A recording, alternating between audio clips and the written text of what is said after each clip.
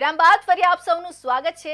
સુરત નવી સિવિલ હોસ્પિટલની postmortem room પાસેની જગ્યા પ્રાઇવેટ એમ્બ્યુલન્સ વાળા માટે લડવા માટેનો અખાડો બની ગયો છે। ફરી એકવાર મૃતદેહ લઈ જવાના મુદ્દે બે પ્રાઇવેટ એમ્બ્યુલન્સ વાળાઓ જાહેરમાં બાખડતા વાતાવરણ તંગ બન્યું હતું। મૃતકના પરિવારજનોની હાજરીમાં અપશબ્દોનો વરસાદ કરનાર પ્રાઇવેટ એમ્બ્યુલન્સના ચાલકોનો વિડીયો સોશિયલ મીડિયામાં વાયરલ થયો છે।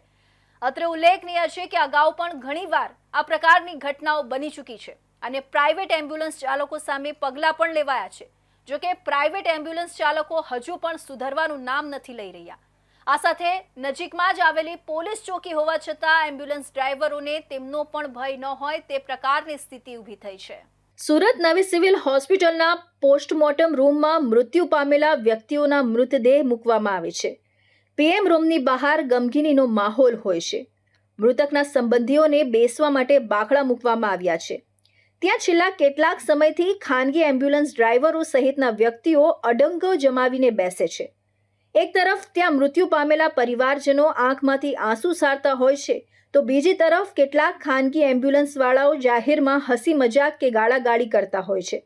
ગતરોજ બપોરે એક પરિવાર પોતાના સ્વજનનું મૃત્યુ થતાં મૃતદેહ લેવા સુરત સિવિલમાં આવ્યા હતા।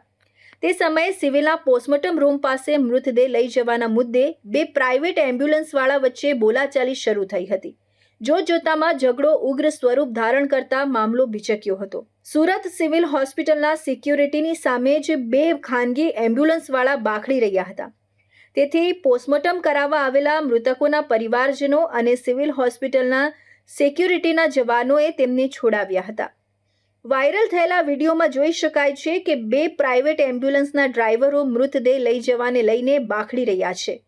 પોસ્ટમોર્ટમ કરાવવા આવેલા મૃતકોના પરિવારજનોની સામે જ આ ડ્રાઈવરો અપશબ્દો બોલીને બાખડી રહ્યા હતા। આ ઝઘડાના પગલે સુરત સિવિલ હોસ્પિટલનો સિક્યુરિટી સ્ટાફ પણ દોડી આવ્યો હતો।